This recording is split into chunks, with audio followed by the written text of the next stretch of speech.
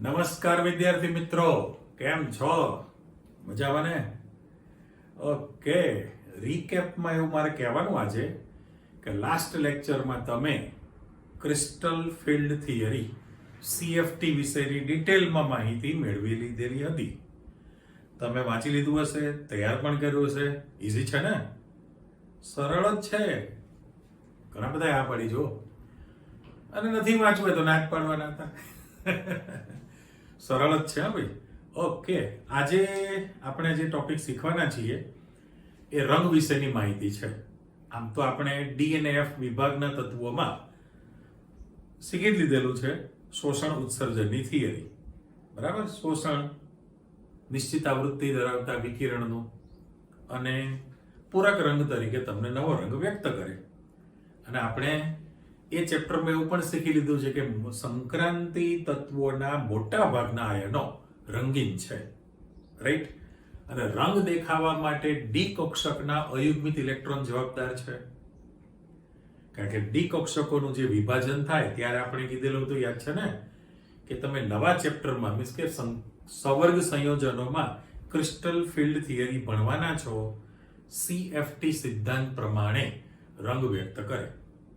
એટલે એને અનુરૂપ પણ તમે હવે શીખી લીધું છે કે સંકીર્ણ સંયોજનો મોટા ભાગે રંગીન હોય છે. તો રંગ માટેની જે દુનિયા છે એ આપણી પાસે CFT થિયરી જ કહેવાય આમ જોવા જાવ તો. બરાબર? એટલે આજે આખો ટોપિક આપણો કલર ઉપરની વિગત છે. મેં એક પ્રશ્ન મૂકેલો છે કે સ્ફટિક ક્ષેત્ર સિદ્ધાંતની મર્યાદા જણાવો. પણ આપણે છેલ્લે ભણવાના છે સ્ફટિક ક્ષેત્ર સિદ્ધાંતની મર્યાદા જણાવો. ઓકે, અહીંયા મેં થોડુંક લિસ્ટ મૂક્યું છે, હમણાં થોડી વાર પછી આપણે શીખીએ છીએ. લટકતું રહેવા તો છેલ્લે ભણવાના. અને મેં હેડિંગ આપેલું છે કે સવર્ગ સંયોજનોના રંગ.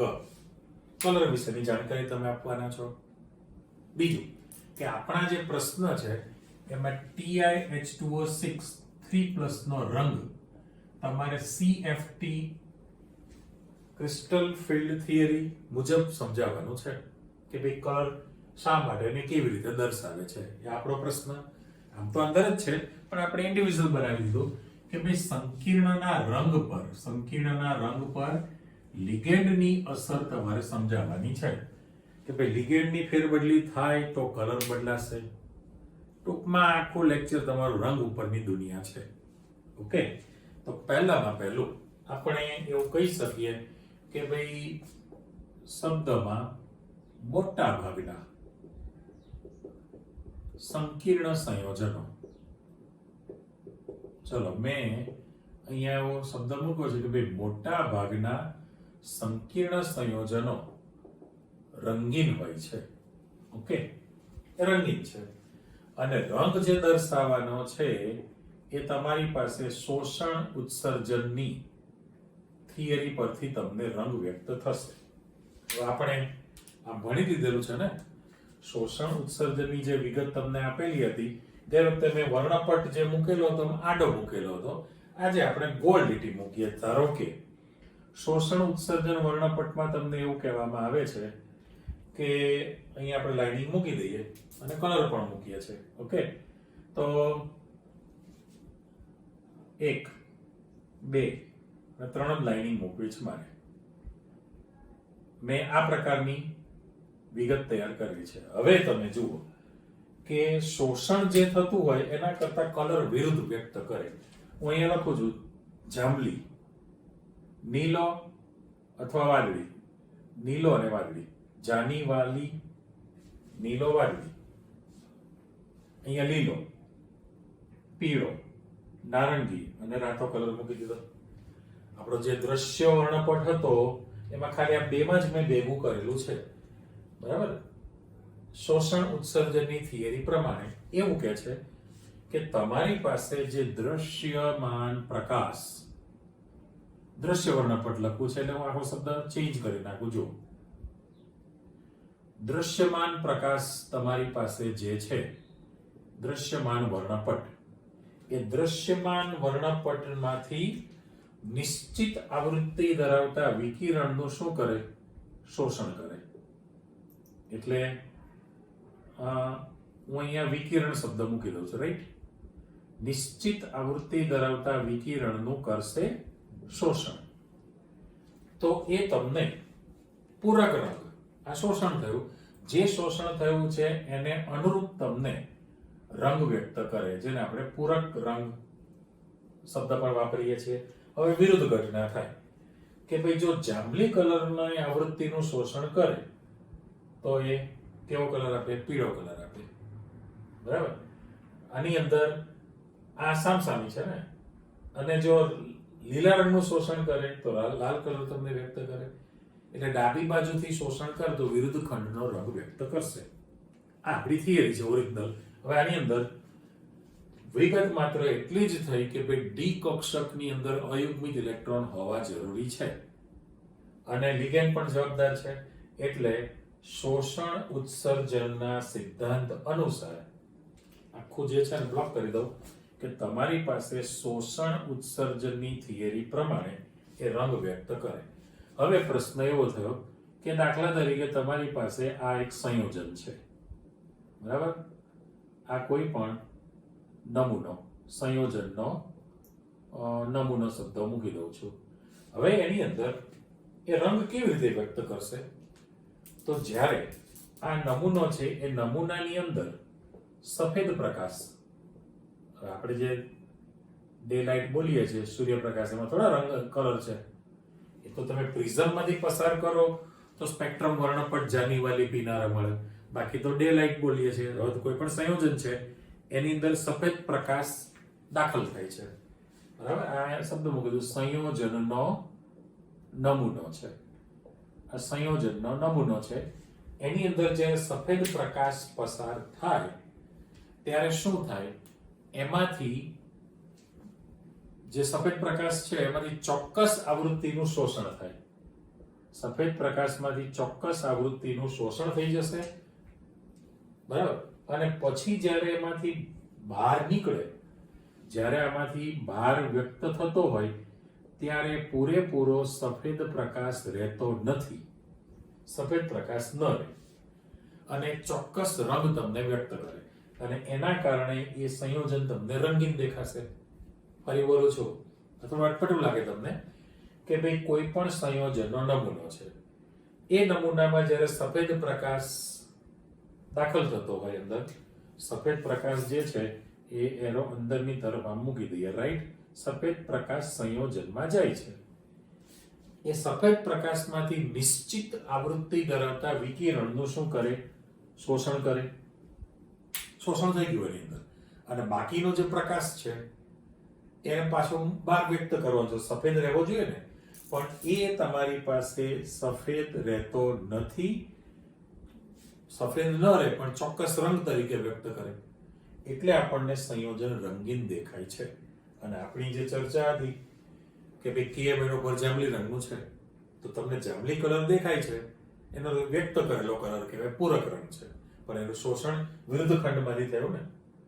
અહીંયા આગળ જે છે આમાંથી જે શોષણ થતું હોય એના કરતા વિરુદ્ધ ખંડમાંથી તમને રંગ વ્યક્ત કરે છે. તો આ ઓરિજિનલ થિયરી પ્રમાણે તમારે માહિતી આપવી છે, રાઈટ? વધો આગળ, સીધો પ્રશ્ન તરફ જાઓ કે ભાઈ TiH2O6 3+ નો રંગ તમારે દર્શાવવાનો છે, બરાબર? તો પહેલામાં પહેલું આ જે પ્રશ્ન છે એની અંદર પહેલા તો TiH2O6 જે છે એમાં લિગેન્ડ તરીકે H2O છે. H2O લિગેન્ડ હોવાને કારણે એ તમને રંગ વ્યક્ત કરે છે. હવે એનો જે કલર છે, દાખલા તરીકે આપણે ક્વેશ્ચન સ્ટાર્ટ કરી દઈએ તો TiH2O6 છે 3+, એવું સમજી લો કે આ અત્યારે તમારી પાસે એ જાંબલી કલરનું દ્રાવણ હોય એટલે રંગીન છે. પણ જો તમે એને ગરમ કરો ને, જો તમે એને ગરમ કરશો, તેમાંથી પાણીના અણુઓ જે લિગેન્ડ તરીકે છે દૂર થઈ જશે. જો એ દૂર થઈ જાય, શુષ્ક બને, તો એ રંગવિહીન બની જશે. એટલે ગરમ કરવાથી H2O લિગેન્ડ તરીકે જે છે, H2O લિગેન્ડ દૂર થઈ જશે અને એના કારણે દ્રાવણ તમારી પાસે કેવું બનશે? રંગવિહીન બની જશે. એ આખું કલર તમારી પાસે કલરલેસ બની જાય. પણ એવું બીજું ઉદાહરણ પણ તમારી પાસે છે. તે દાખલા તરીકે આપણે જાણીએ છીએ શું, કોપર સલ્ફેટ. કોપર સલ્ફેટ જે છે CuSO4 બરાબર ઇન્ટુ 5H2O. જો એ સ્ફટિક જળયુક્ત હોય તો એ વાદળી કલર છે ને રંગીન છે. ચલો કે આપણે વાદળી કલરનો છે. પણ જો તમે એને ગરમ કરશો તો CuSO4 શુષ્ક બને અને લિગેન્ડ તરીકે 5H2O છે તમારી પાસે દૂર થઈ ગયા. તો અત્યારે એ રંગવિહીન બની જશે. રંગવિહીન બની શકે. એવી રીતે NiCl2 એટલે કોઈ પણ સંકીર્ણ માટે તમે આવી વિગત આપી શકો કે આનાથી ઉલટું છે કે જો તમારી પાસે પ્રતિવર્તી પ્રક્રિયા કરીએ, ધારો કે રંગવિહીન છે આ અને એનું પાણી સાથે પ્રક્રિયા કરે તો લિગેન્ડ તરીકે H2O જોડાય, સ્ફટિક જળયુક્ત બની જાય તો પાછું એ રંગીન બની શકે. એટલે આ જાંબલી કલર દર્શાવે છે કે H2O લિગેન્ડ તરીકે છે. પણ તમે એને ગરમ કરો તો H2O લિગેન્ડ દૂર થઈ જશે અને એ રંગવિહીન બની જશે. તો એક વસ્તુ ફાઇનલ થઈ ગઈ કે જો મધ્યસ્થ ધાતુ, પરમાણુ કે આયન હોય એની સાથે લિગેન્ડ જોડાયેલો નથી. જો લિગેન્ડ જોડાયેલો ના હોય તો એ કલર દર્શાવી શકે નહીં. રાઈટ? આ જે છે મધ્યસ્થ ધાતુ, પરમાણુ અથવા આયન છે અને એની સાથે લિગેન્ડ જોડાયેલો ન હોય તો એ રંગવિહીન રહેવાનું છે. પણ જો એની સાથે લિગેન્ડ જોડાય તો જ એ રંગ વ્યક્ત કરે. તમારા માઇન્ડમાં ક્લિયર થઈ ગયું છે બંને ઉદાહરણ પરથી કે ભાઈ આમાં જે તમને એક્સ્ટ્રા ઉદાહરણ મૂકેલું છે કે CuSO4 5H2O એ વાદળી રંગનું છે કોપર સલ્ફેટ, સ્ફટિક જળયુક્ત. તમે એને ગરમ કરો તો H2O દૂર થઈ જશે, નિર્જળ બની જાય. લિગેન્ડ દૂર થયો તો રંગવિહીન બને. પણ એથી ઉલટું છે કે જો રંગવિહીન છે એની પાણી સાથે પ્રક્રિયા કરો તો લિગેન્ડ જોડાશે તો રંગીન બને. એ જ ઘટના ઉપર તમે આપી છે કે જાંબલી કલર છે પણ એને ગરમ કરો, H2O દૂર થશે, રંગ દર્શાવે નહીં. એટલે પહેલો મુદ્દો એમ થયો કે સંકીર્ણ સંયોજનમાં મધ્યસ્થ ધાતુ, પરમાણુ કે આયન હોય એની સાથે લિગેન્ડ જોડાયેલો ન હોય તો સંકીર્ણ રંગવિહીન હોય છે. કરેક્ટ? ઓકે, હવે આપણા પ્રશ્નમાં જતા રહો કે ભાઈ આ જે છે આપણે લાઇનિંગ પાડતા જઈએ કે TiH2O6 3+ આયનમાં Ti 3+ તરીકે છે કે નહીં? કારણ કે H2O તટસ્થ લિગેન્ડ છે તો Ti+3 તરીકે છે.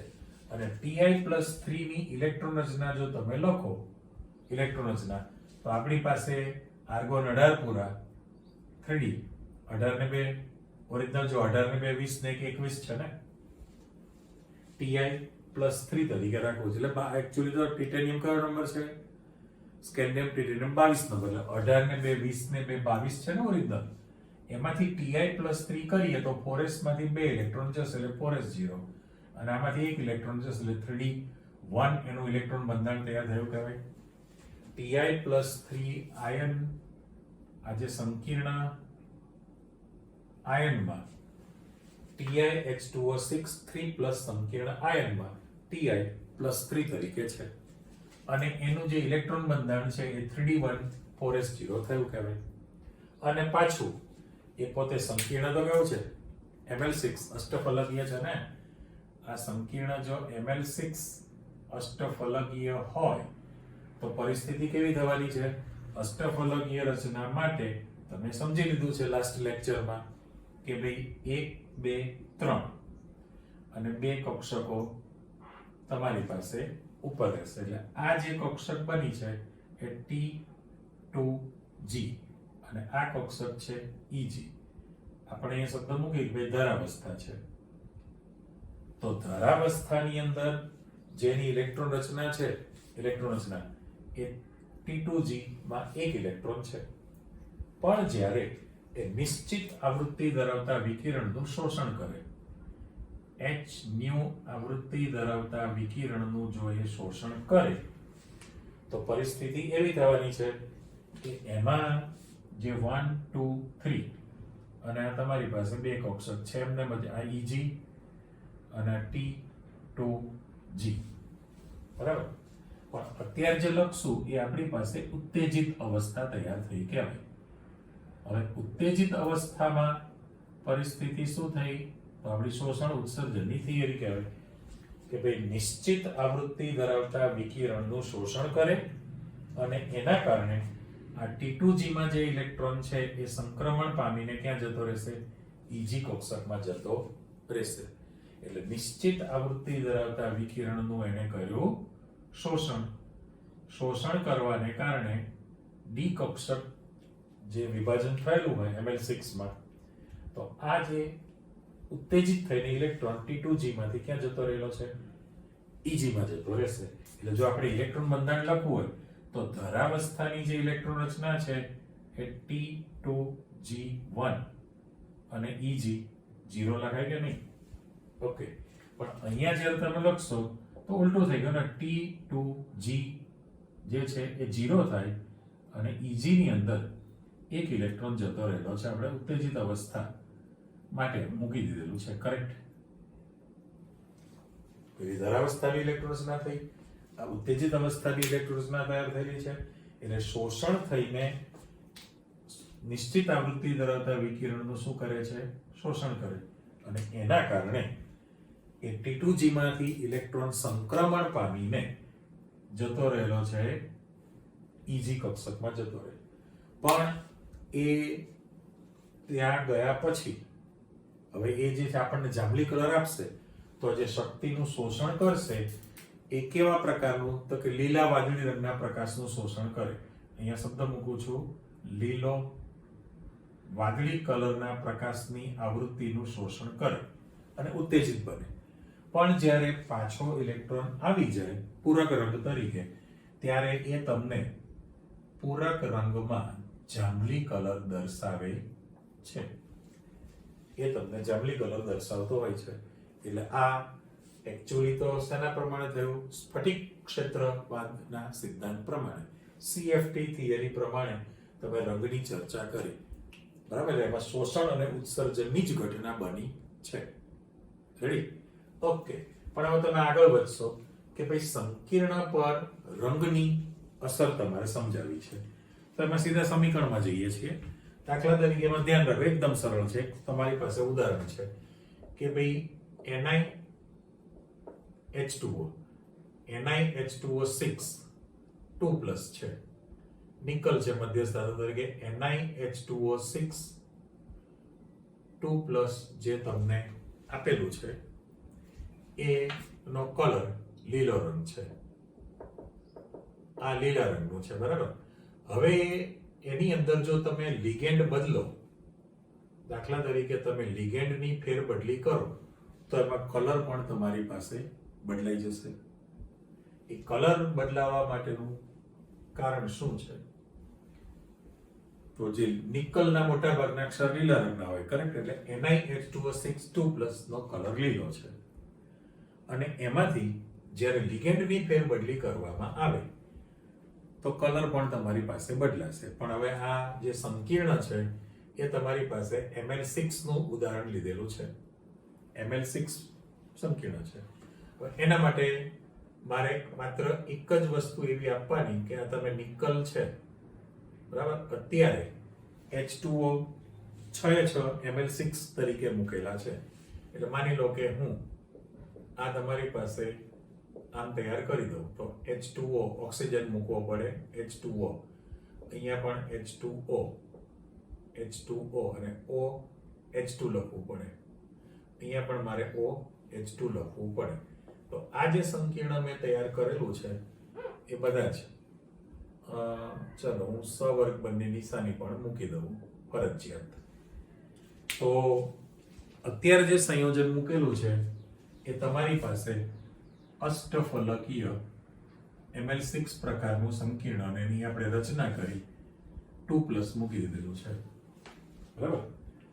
એમાંથી લિગેન્ડને ફેરબદલી કરવી છે. તો આપણી પાસે જે સમીકરણ તૈયાર કરીએ છીએ એ તમે જોતા જાઓ કે ભાઈ NiH2O6 2+ છે, NiH2O6 2+. આ AQ બાજુમાં લખ્યું અને ઇથેન EN ઇથિલિન ડાયમાઇન ઇથેન 1,2 ડાયમાઇન પણ કહેવાય.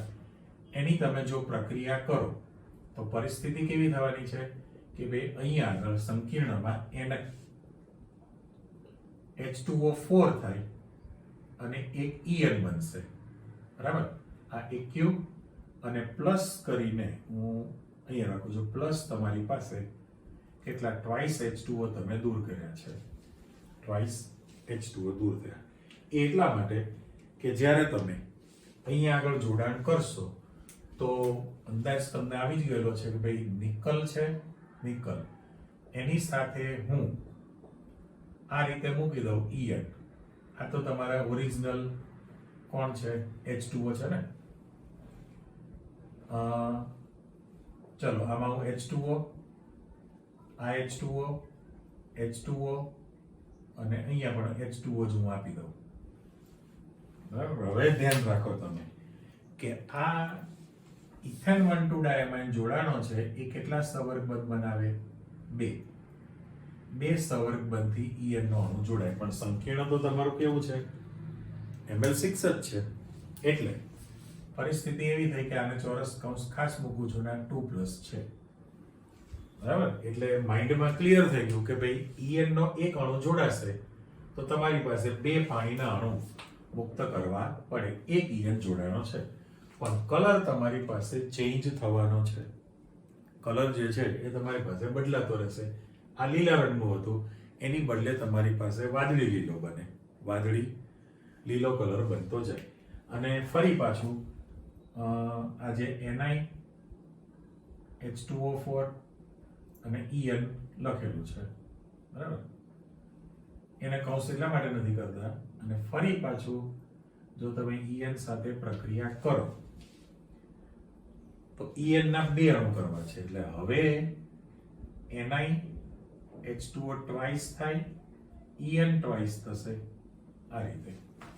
અને આ જે લખાણ આપેલું છે એની સંયોજકતા તો તમારી કોઈ બદલાતી નથી કારણ કે બંને તટસ્થ લિગેન્ડ જ છે અને વત્તા ટ્વાઇસ H2O છે.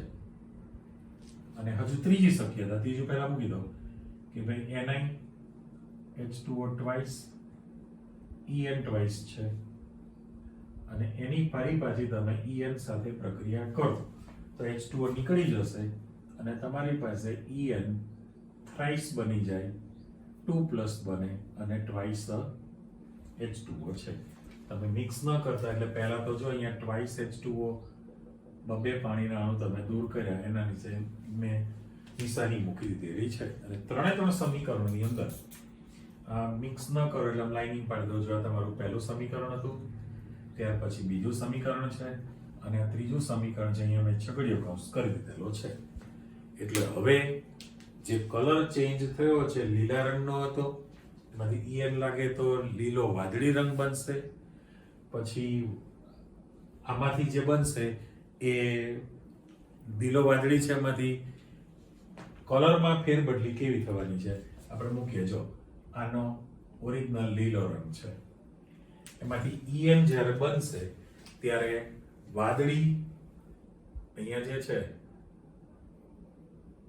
વાદળી લીલો રંગ છે, વાદળી લીલો રંગ છે એ ત્યાં આગળ આવી ગયેલું છે અને એમાંથી તમારી પાસે અહીંયા જે બનશે એ વાદળી જાંબલી રંગ બનશે અને છેલ્લું છે એ તમારી પાસે વાયોલેટ જાંબલી કલર બની જશે.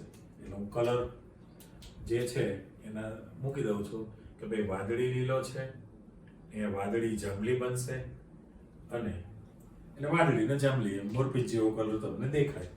બરાબર? એટલે રાઉન્ડ મૂકી દઉં છું, ચેક કરો.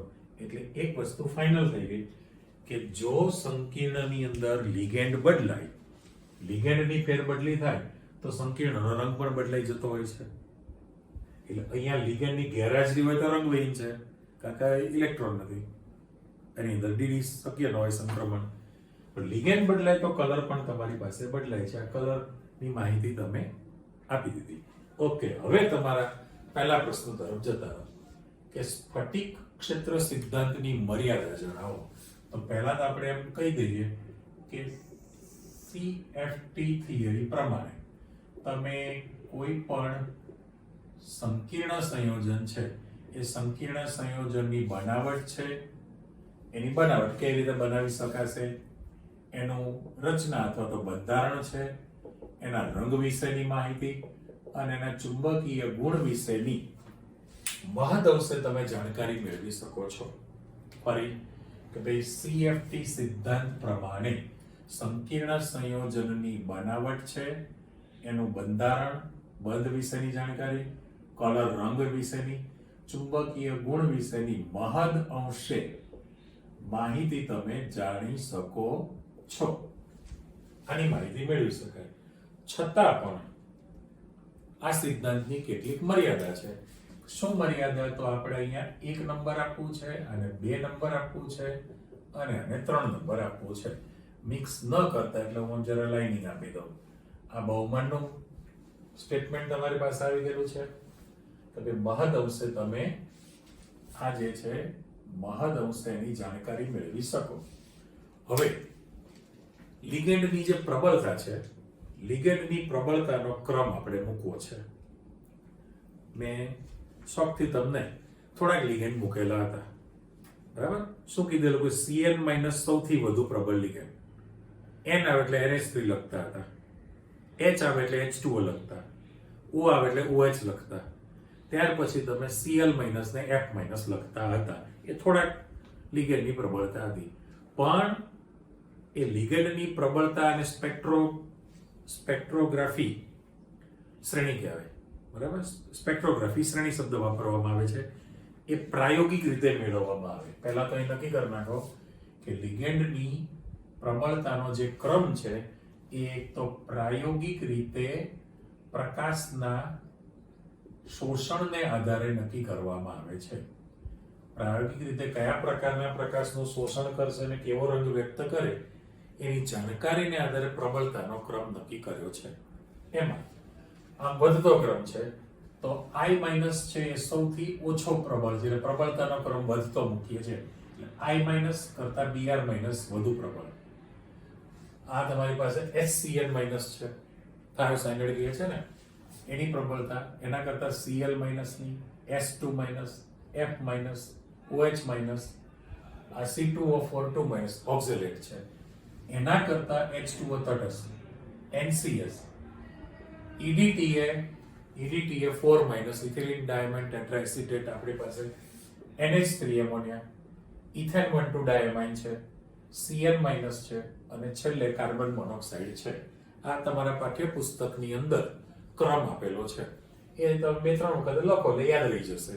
હવે એમાં જે લાઇનિંગ મૂકું છે તમે ખાસ જુઓ કે જે પ્રબળતાનો જે ક્રમ છે કે ભાઈ આ NH3, En, Cn- અને CO એની પ્રબળતા સૌથી વધુ છે. આ પ્રબળતા ત્યારે એની સાપેક્ષમાં અહીંયા જે લખેલા છે આ બધા જ નિર્બળ તૈયાર થાય કે પ્રબળતાનો ક્રમ મૂક્યો છે. હવે પ્રશ્ન જે ખામી આપણે કહીએ છીએ CFT સિદ્ધાંતની મર્યાદા, એમાં પહેલી જ મર્યાદા કે તમે જે ઋણ લિગેન્ડ છે એ ઋણ લિગેન્ડને બિંદુ વીજભાર તરીકે સ્વીકારો છો ને, એટલે એને જો પોઈન્ટ તરીકે વિચારવામાં આવે, બિંદુ વીજભાર તરીકે જો એને ગણતરીમાં લેવામાં આવે તો એનું જે અપાકર્ષણનો જે સિદ્ધાંત છે એને ચોકસાઈપૂર્વક સમજાવી શકે નહીં. કારણ કે બિંદુ વીજભાર હોય તો અપાકર્ષણ જે છે વધુ કરી શકે, જેની માહિતી આ સિદ્ધાંત ન આપી શકે ઋણ માટે. તો પ્રબળતાનો જે ક્રમ છે એ સીધો લાગુ પડે ને, કે પ્રાયોગિક રીતે તમે જે શ્રેણી મેળવી છે તો એની અંદર આ ઋણ લિગેન્ડ છે એ તો શ્રેણીમાં છેડે છે ને, છેડે એટલે અંતે. ઋણ લિગેન્ડ જે છે એ તો માઇનસ ઋણ વીજભાર વાળા લિગેન્ડ તો ઓછી પ્રબળતા ધરાવે છે, બરાબર? એટલે ઋણ લિગેન્ડ જે છે એ શ્રેણીમાં છેડે જોડાયેલા છે અને એ તો નિર્બળ છે. તો એ લોકોનું જે અપાકર્ષણ છે એ ખરેખર તો વધુ થવું જોઈએ ને, પણ એની માહિતી આ સિદ્ધાંત તમને આપી શકતો હોતો નથી. એટલે એક તો ટૂંકમાં એક જ મુદ્દો છે કે બિંદુ વીજભાર તરીકે સ્વીકારો છો તો એનું અપાકર્ષણ કઈ રીતે થાય છે એની જાણકારી ના આપી શકે સ્થિત વિદ્યુત પ્રમાણે. બરાબર. બીજું તમે કીધું કે ભાઈ ઋણ લિગેન્ડ છે, જેટલા ઋણ લિગેન્ડ માઇનસ સંયોજકતા એ શ્રેણીમાં છેડે છે એટલે નિર્બળ છે, તો એ અપાકર્ષણ બળ વધુ કરવું જોઈએ ને, છતાં એ પ્રબળ કરતા ઓછું અપાકર્ષણ બળ કરે, એ બાબત પણ સમજાવી શકતું નથી. ત્રીજો મુદ્દો તમારી પાસે કે ભાઈ સવર્ગ બંધ જે છે, સવર્ગ બંધ કેવી રીતે રચાશે, કે ભાઈ ધાતુ પરમાણુ છે અને એની સાથે લિગેન્ડનો સવર્ગ બંધ જે બને છે એની બંધ રચાશે કેવી રીતે, એની પણ જાણકારી આપી શકતું નથી. અને તમારી પાસે ચોથો મુદ્દો એમ કહે છે કે ભાઈ આ જેટલી ત્રણ મુદ્દાની CFT સિદ્ધાંતની નબળાઈ શબ્દ કીધો છે, નબળાઈ અથવા તો એની જે મર્યાદા છે, નબળાઈ શબ્દ વાપરેલો છે અથવા તો મર્યાદા, એ જે મર્યાદા છે એ તમે લિગેન્ડ ફિલ્ડ થિયરી LFT અને બીજી તમારી પાસે મોલેક્યુલર ઓર્બિટલ MOT આ થિયરીની મદદથી તમે સફળતાપૂર્વક સમજાવી શકો છો. કરેક્ટ? મેં બધા શબ્દો ગોઠવી દો, ફરી તમે ચેક કરી લો કે ભાઈ ઋણ લિગેન્ડ છે એ બિંદુ વીજભાર તરીકે સ્વીકારેલું છે અને અપાકર્ષણ બળ ઋણ હોવાથી ડીકોક્સરને વધુ કરી શકે. સેમ કોપી કે ભાઈ શ્રેણીમાં ઋણ વીજભાર વાળા જે લિગેન્ડ છે એ તો છેડે છે ને નિર્બળ છે, તેનું અપાકર્ષણ બળ ઓછું હોય ને, છતાં પણ અપાકર્ષણ બળ વધુ કરે છે. શા માટે વધુ કરી શકે એની સમજૂતી ન આપી શકે.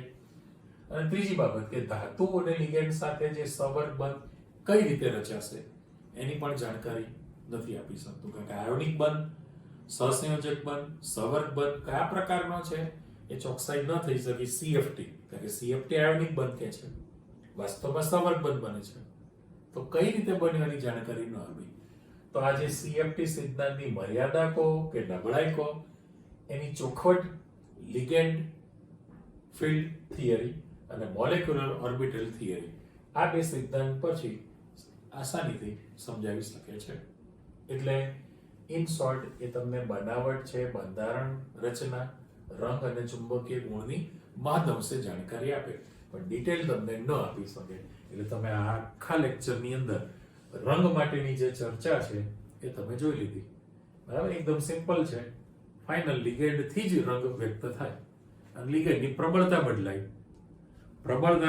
લિગેન્ડનો પ્રકાર બદલાય તો પણ રંગ તમારી પાસે બદલી શકાય છે. તમે આ જોઈ લીધો. હવે સમીકરણ ગોખવાની જરૂર નથી, કારણ કે 2H2O દૂર કરો ત્યારે એક ઇયન જોડે, ફરી પાછો તમે 2H2O દૂર કરો તો બીજો ઇયન જોડાશે અને ફરી 2H2O કરી નાખો તો ઇયન થ્રાઇસ બની જાય.